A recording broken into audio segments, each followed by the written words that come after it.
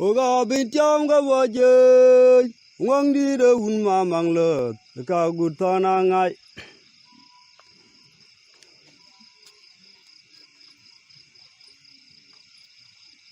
Oga bin chom ga waje wang di de un ma mang le ka gut thana ngai tor chu tyo ma ni ba ba dia alel go Sudan ya go chami ya do dia una kol ma chole ga kol agudin ja ga ro un nga nyari ya ga ke ya gudajar Atet-Ajokbil ngong ton chin mangong mayan ran cherio jelwala ut ken ge de chu do ma jong ma yare biar wat che ba ga ding mo dia je chewo kem apala bor le tu chi mor ko wen ma joga do Anong e wet Pinynhom me ruona janang te Cieng arer nga ke Jokde Welke krithanooi ke Nhiaalic-ken Ajueibuooi Kenne Magootditden dhuoor tora che ma yelo dije Manyang Achut derun ke dia ga ka podor Chato jo terun ke doro eroti ke tiara wach au chia nyar ti yang bo chi nyunyi Oga bin chom ga waje ngong di re un ma mang le ka gut thana ngai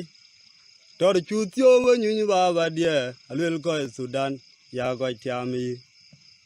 do dia una kol ma chole ga kol agudin ja ga ro un nga nyri ya ga ke ja gudajar Atet-Ajokbil ngong ton chin mangong mayan ran cherio jelwala ut nge de chu do ma jong ma yare biar kwa ti de ba ga ding kuma dia je chewo kem apala bor le tu chi mor ko wen ma joga do Anong e wet Pinynhom me ruona janang te Cieng arer nga ge Jokde Welke krithanooi ke Nhiaalic-ken Ajueibuooi Magootditden dhuoor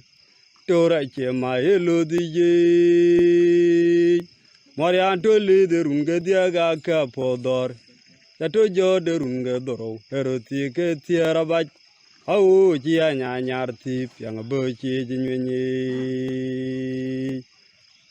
Oga bin chom ga waje ngong di de un ma mang le ka gut thana ngai tor chu tyo ba nyunyi ba ba dia alwel ko Sudan ya go chami do dia una kol ma chole ga kol agudin ja ga no un nga nyri ya ga ke ja gudajar Atet-Ajokbil ngong ton chin mangong mayan ran cherio jelwala ut nge de chu do ma jong ma yare biar kwa ti ba ga ding mo dia je chewo kem apala bor le tu chi mor ko wen ma joga do Anong e wet Pinynhom me ruona janang te Cieng arer nga ge Jokde Welke krithanooi ke Nhiaalic-ken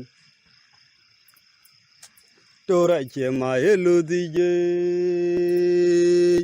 Manyang Achut jo derun ke dia ga ka podor Chato jo derun ke doro eroti ke tiara bach au chia nyar ti yang bo chi nyunyi